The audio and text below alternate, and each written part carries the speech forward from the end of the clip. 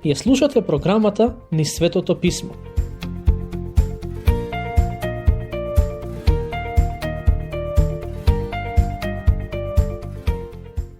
Продолжуваме со проучување на посланието до Галатјаните. Минатиот пат дадов кратка позадина на посланието, а сега е време да го обработиме воведот на истото. Главниот проблем на христијаните на кој им пишува Павле беше легализмот, односно идејата дека спасението може да се заслужи со почитувањето на законот. Ке забележите дека во целото послание апостолот ја напаѓа таа идеја користејќи го Евангелието, кој вели дека спасението се добива само преку вера во Господ Исус Христос. Како во тоа време, така и денес, Евангелието е нападнато преку лажните учења. И затоа сметам дека е важно да ја проучуваме оваа книга, бидејќи ќе ни помогне да останеме зацврстени во Божјата вистина. Во првите 5 стихови, апостолот Павле ги поздравува христијаните во Галатија. Минатиот пат го прочитавме и размислувавме за првиот стих. Денес ќе ги прочитаме и обработиме следните 9 стихови од оваа глава. Уште на самиот почеток, Павле се представува како апостол кој е назначен од Бог, а не од луѓето.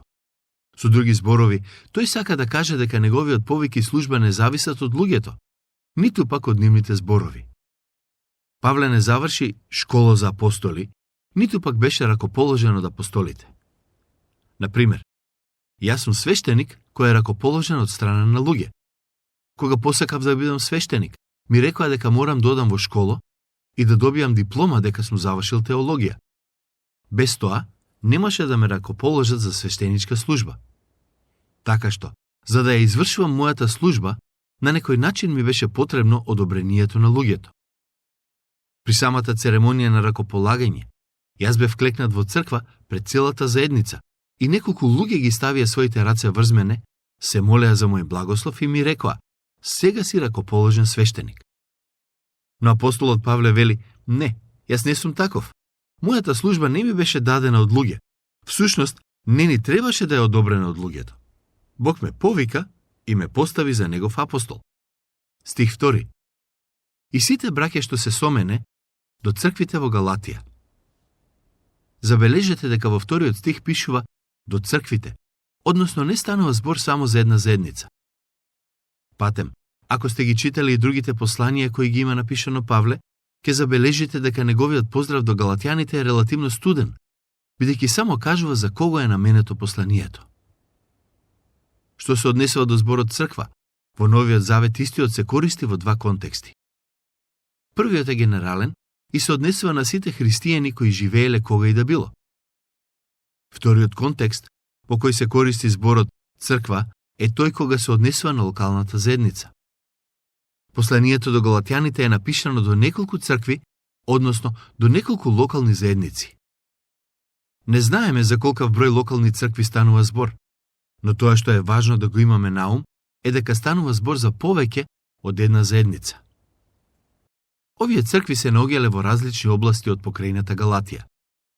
Некои од нив биле започнати од апостолите, а други најверојатно биле започнати од нивните соработници. Но заедничко за нив било тоа што сите имале ист проблем и затоа Павле ги става во еден кош и им кажува како да постапат во дадената ситуација. Што се однесува до локалните цркви, како духовни заедници сочинети од христијани, сакам да знаете дека од новозаветна гледна точка слободно можеме да заклучиме дека секој христијанин е повикан да земе активно учество во некоја локална црква. Тоа е Божјата волја за секој кој се нарекува христијанин.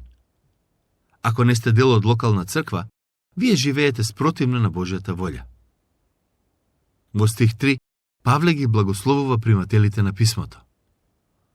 Благодат и мир вам од нашиот Бог, Отец и од Господ Исус Христос. Грчкиот збор кој е преведен како благодат е зборот харис, и во тоа време често се користел во писмата кои луѓето си ги праќале меѓусебно. Кога Павле им го посакува Божиот мир, верувам дека мисли на еврејскиот збор шалом. Тоа бил начин на кој евреите се поздравувале едни со други во тоа време. Зошто благодат и мир? Бидејќи тие две се поврзани. За некој да може да го доживее Божиот мир, прво треба да ја искуси Божјата благодат. Каде има благодат, таму има и мир, Стих 4. Кој се даде себе за нашите гревови, за да не избави од сегашниот зол свет, по волјата на Бога, кој е наш Отец. Ова е еден од најпрекрасните стихови во Новиот Завет. И искрено, мислам дека што и да кажам за него нема да биде доволно. Едноставно, немам доволно зборови за да ги опишам духовните длабочини кои произлегуваат од него. Токму тука се крие суштината на Евангелието. Имено во тоа дека Исус Христос се даде за нашите гревови и ние со ништо не можеме да го заслужиме тоа. Уште пред да бидеме родени, Исус се даде за нас, што значи дека тој не сакаше уште пред да можеме било што да сториме. Самото тоа ја исклучува можноста за спасение преку почитување на законот. Секој пат кога ја читам оваа вистина во Библијата, останувам без зборови и сум полн со благодарност. Господ Исус се даде себе, односно даде се што можеше за да не спаси. Колку е тоа прекрасно! Неговата жртва беше доволна за да не спаси од гревовите. И затоа не мораме да направиме ништо за да ја надополниме. Знаете зошто Павле го пишува тоа уште на самиот почеток? За да им даде на галатјаните до знаење дека во суштината на Евангелието се наоѓаат смртта и воскресението на Исус, а не нашите добри дела. Кога пишува за Исус, Павле го нарекува Господ, стих 3, а веќе во следниот пишува дека тој не спаси. Стих 4. Тоа значи дека за оние кои веруваат, Исус е Господ, но и Спасител. Некои луѓе велат дека е нивни Господ, но не се сигурни дека е нивни Спасител. Други па го прават спротивното. Тврдат дека е нивни Спасител, но не го следат како Господар над нивните животи. И едните и другите не го сватиле Евангелието. Зошто Исус го даде својот живот? Павле вели, за да не избави од сегашниот зол свет. Многу е важно да го забележиме ова.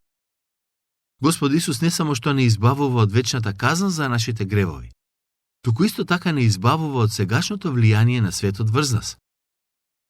Евангелието не се однесува само на нашата иднина, туку и на нашата сегашност. Евангелието има сила да не избави од штетното влијание на светот во кој живееме. Тоа значи дека Господ Исус Христос ни дава сила и мудрост како да носиме добри одлуки во животот и како да се држиме настрана од гревот со кој сме искушувани секој ден. Низ годините имам примерно многу сведоштва од луѓе кои поверувале во Христос и тој ги избавил од зависност од дрога, зависност од алкохол, сексуални гревови, сребролюбие, гордост и слично. Господ Исус има сила да ве избави од тоа што ве чува заробени. Не само што може, туку е и единствениот кој може да го направи тоа.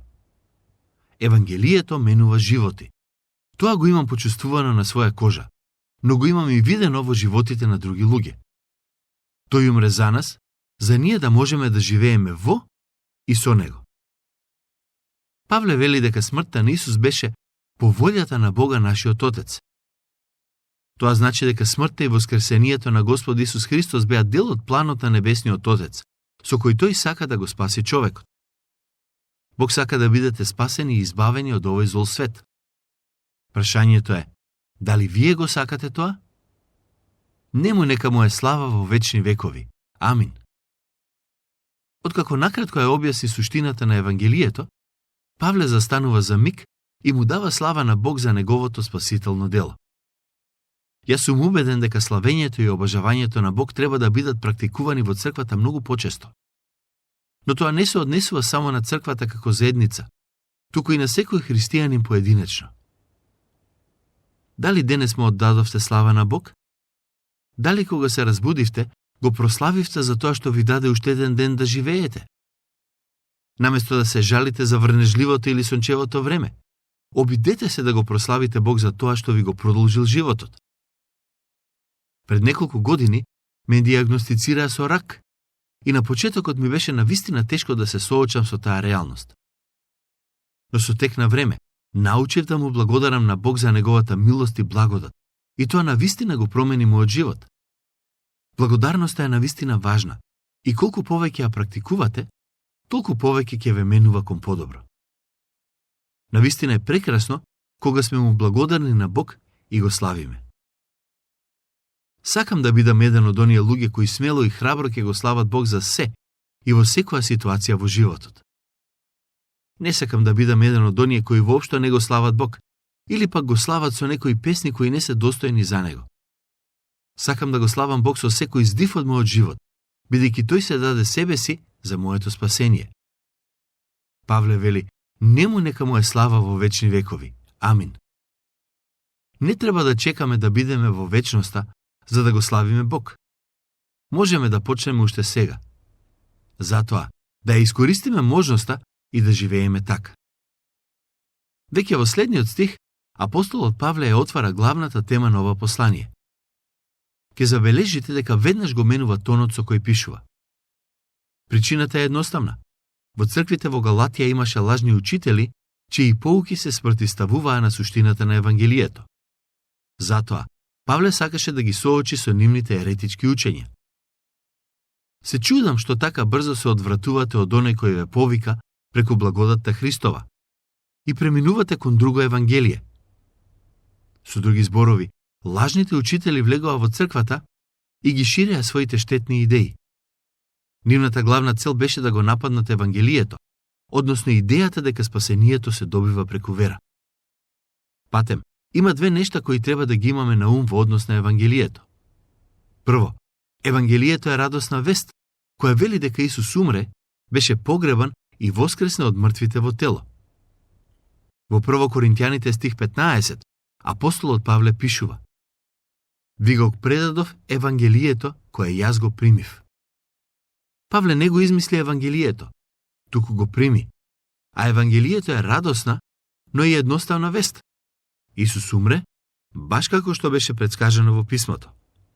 Потоа беше погребан и воскресна, а и тоа беше предскажано во писмото. Овие факти се во суштината на Евангелието и не можат да бидат променети. Ако не верувате во овие настани, не можете да тврдите дека сте христијани. Првиот важен аспект од Евангелието се фактите, а вториот важен аспект се однесува на толкувањето, односно прифаќањето на истите. Евангелието се прима само преку вера. Лажните учители кои дојдоа во црквите во Галатија не ги негираа смртта и воскресението на Исус Христос. Никој не можеше да ги негира, бидејќи имаше многу сведоци за истите. Но нападот на лажните учители беше во однос на толкувањето на фактите, односно начинот на кој христијаните треба да им пристапат на Христовата смрт и воскресение. Пример. Лажните учители отишле во некоја црква во Галатија и им рекле на христијаните: Дали ве посети апостолот Павле? Тие одговориле: Да, дојде и го проповедаше Евангелието, а ние го прифативме. Сега сме христијани и припаѓаме на оваа духовна заедница. Христос е нашиот спасител. Лажните учители одговориле со: Тоа е навистина прекрасно. Многу ни е мило за тоа. Знаете, братот Павле е навистина добар проповедник. Но најверојатно не стигнал да ви каже се што треба да знаете. Добро е тоа што верувате во Христос, но ако не го почитувате законот, нема да бидете спасени. Овие лажни учења се присутни и денес во светот. Иако се стари речиси 2000 години, сепак се уште се шират. Лажните учители се обидоа да ги убедат галатјаните дека верата не е доволна и дека и нивните дела придонесуваат за спасение. Со други зборови, тоа значи дека делото на Христос не е доволно и нашите дела треба да го надополнат. Ако е тоа така, тогаш Павле го излажа чуварот на затворот во Филипи кога му кажа: Поверувај во Господ Исус Христос и ќе бидеш спасен. Исто и апостолот Петар излажа кога на неколку илјади луѓе им рече: Нема друго име дадено под небото преку кое можете да се спасите. Ако учителите кои дојдоа во црквите во Галатија ја проповедаа вистината, тогаш апостолите имале исклучително важен проблем во нивната теологија и не ја кажувале целата вистина. Стих 7. Зашто и нема друго евангелие, но има такви кои ве бунат и сакаат да го изопачат Евангелието Христово. Грчкиот збор преведен како изопачат е метастрефо и е истиот збор кој доктор Лука го користи во проповедта на апостол Петар во дела 2.20. Генерално гледано, зборот значи драстична промена, а во овој контекст таа промена е кон полошо, бидејќи лажните учители се обидоа да го изопачат вистинското учење на Евангелието. Стих 8. Но ако и ние самите, или пак ангел од небото ви проповеда нешто спротивно од она што ви благовестевме ние, нека биде проклет. Ова е навистина сериозна изјава. Павле вели, ако ангел од небото ви проповеда нешто спротивно од она што ви го благовестивме ние, нека биде проклет. Ако некој ви каже дека спасението може да се добие преку вера, но и преку дела, сакам да бидете доволно храбри и смели да ја кажете на таа личност дека лаже. Сатаната е татко на лагата и тој ќе се обиде да стори се што може за да не заведе подалеку од вистината. Неговите слуги, демоните, некогаш можат да се појават и како ангели и да принесат порака која не е во согласност со вистината. Затоа треба да бидеме внимателни. Како што рековме порано, и сега пак повторувам, оној што ви благовестува некакво поинакво евангелие од она што го примивте, нека биде проклет. Павле повторно ја кажува истата идеја, дека секој кој во црквата проповеда нешто што е спротивно на вистината, ќе биде проклет. Во тоа време било сосема во ред ако некој користи ваков начин на изразување. Ако денес некој изрече проклетство врз оние кои проповедаат нешто спротивно на Евангелието, мислам дека многумина ќе се побунат и би рекле дека тоа се коси со принципот на толеранцијата. Но Павле не бил заинтересиран за толеранција, туку за вистината. Во луѓето ли сега барам благонаклонетост или во Бога? Или пак на луѓето ли сакам да им угодувам? Ако бев сакал да им угодувам на луѓето, немаше да бидам Христов слуга. Секој кој ќе одлучи да го проповеда вистинското евангелие, често ќе се наоѓа во неволја. Следниот пат ќе ви објаснам што значи да се биде во неволја поради евангелието. Но генерално гледано, секогаш кога проповедате спасение по благодат и преку вера, ќе се соочите со луѓе на кои тоа воопшто не им се допаѓа. Зошто? Бидејќи грешниот човек сака да стори нешто со цел да го заслужи спасението. Од друга страна, евангелието вели дека ние сме обични просјаци кои немаат што да дадат и имаат потреба од Божјата благодат и простување. Евангелието вели дека Бог е оној кој не спасува, а ние само го примаме спасението преку вера. Тоа е навистина прекрасно. Ке продолжиме следниот пат.